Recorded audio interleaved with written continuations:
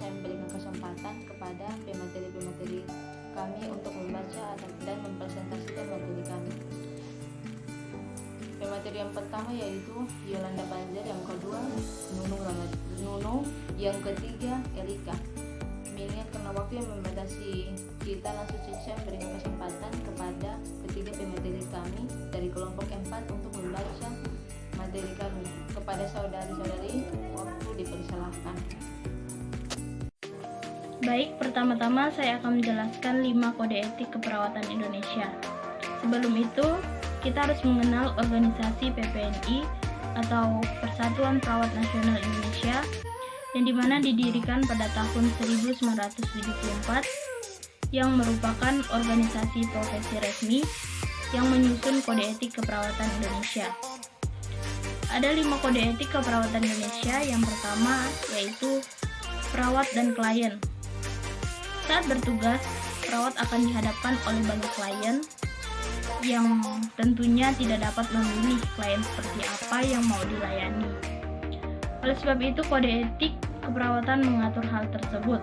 Berikut peraturannya, yaitu adalah yang pertama, perawat wajib memberikan pelayanan keperawatan sebaik mungkin dengan menghargai harkat dan martabat seorang manusia, serta menjunjung tinggi nilai perbedaan ras atau golongan. Yang kedua yaitu bertanggung jawab penuh terhadap asuhan keperawatan, khususnya kepada yang membutuhkan.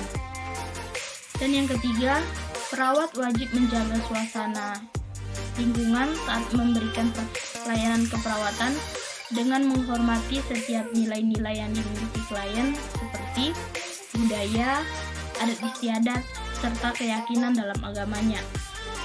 Dan yang terakhir yaitu perawat wajib menjaga setiap informasi apapun yang berkaitan dengan tugas sebagai seorang perawat, namun bisa mengungkapkan informasi kerahasiaan tersebut jika diperlukan dalam penegakan hukum. Dan kode etik yang kedua yaitu perawat dan praktik. Seorang perawat harus benar-benar memahami pekerjaan dan segala tugasnya, baik secara teori maupun praktik.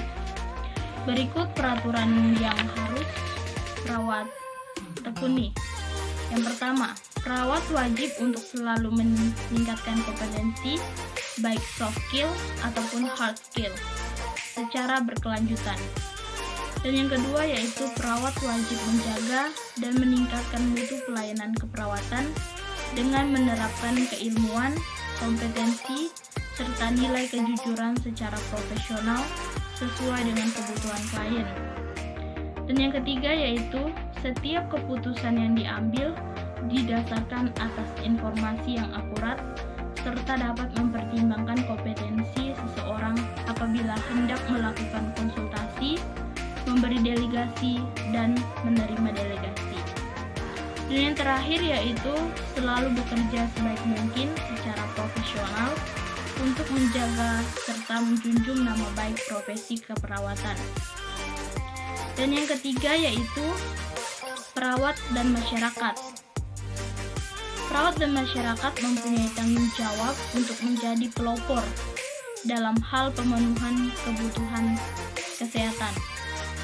Untuk itu, ada peraturan perawat dan masyarakat, yaitu perawat mempunyai tanggung jawab untuk memprakarsai serta mendukung berbagai kegiatan yang berkaitan dengan kebutuhan peningkatan kesehatan dan serta mencegah penyakit di masyarakat.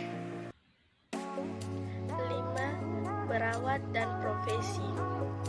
Berprofesi sebagai seorang perawat harus senantiasa membekali diri dengan berbagai ilmu, khususnya bidang keperawatan, dengan menempuh pendidikan setinggi mungkin serta selalu mengakses informasi terbaru agar dapat memberikan peningkatan kualitas pelayanan keperawatan. Berikut poin-poin penting yang wajib dimiliki seorang perawat untuk menjunjung tinggi kode etik keperawatan. Pertama, perawat harus selalu aktif terlibat dalam membangun serta menjaga kondisi lingkungan. kerja yang kondusif agar asuhan keperawatan berkualitas dan bermutu tinggi dapat diwujudkan. 2. Perawat harus ikut berperan aktif dalam kegiatan pengembangan profesi keperawatan baik secara tingkat daerah, nasional maupun internasional. 3. Perawat mempunyai peran penting dalam peningkatan standar pendidikan maupun pelayanan keperawatan. Perawat cabuli pasien COVID-19 di Rumah Sakit Darurat Wisma Atlet Kemayoran, Jakarta Pusat. RSD Wisma Atlet Kemayoran, Jakarta Pusat merupakan rumah sakit darurat yang diperuntukkan bagi pasien COVID-19 tanpa gejala atau dengan gejala ringan. Belakangan dengan terus melonjaknya angka kasus COVID-19, rumah sakit darurat tersebut tak lagi menerima pasien tanpa gejala. Dari berbagai pemberitahuan di media terjadinya dugaan kasus mesum di RSD Wisma Atlet. Jelas kurangnya penindakan hukum terhadap pelaku, terutama dugaan terhadap tenaga kesehatan yang melakukan mesum atau pelecehan seksual kepada pasien. Perkenalkan, nama saya Rika Iksal. Berikut ini saya akan membaca materi berikut. Yang pertama, ancaman yang terkait dengan pelaku.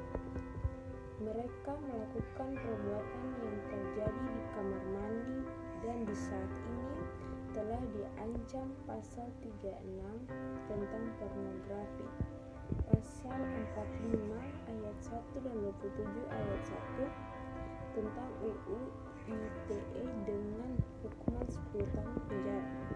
Kedua, pelaku pencabulan membuat orang yang tidak berdaya bisa dikenakan pasal 290 KUHP dengan ancaman 7 tahun kurungan penjara.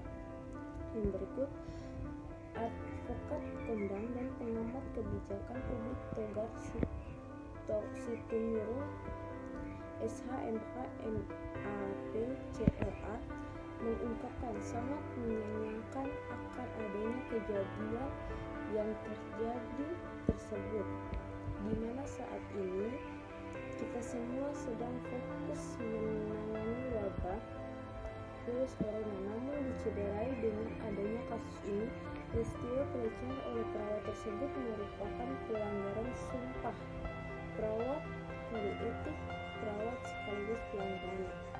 Pelaku pencabulan terhadap orang yang sedang tidak berdaya bisa dikenakan pasal 290 ayat 1 KUHP dengan ancaman 7 tahun kurungan.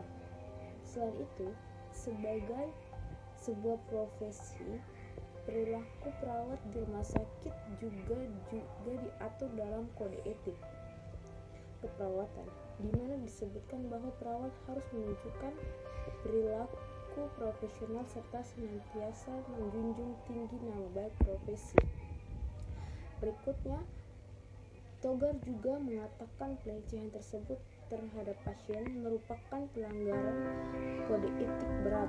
Sanksinya bisa merupakan pemecatan sebagai anggota organisasi profesinya, rekomendasi pencabutan izin si perawat ke pemerintah daerah, dan menyerahkan ke aparat penegak hukum.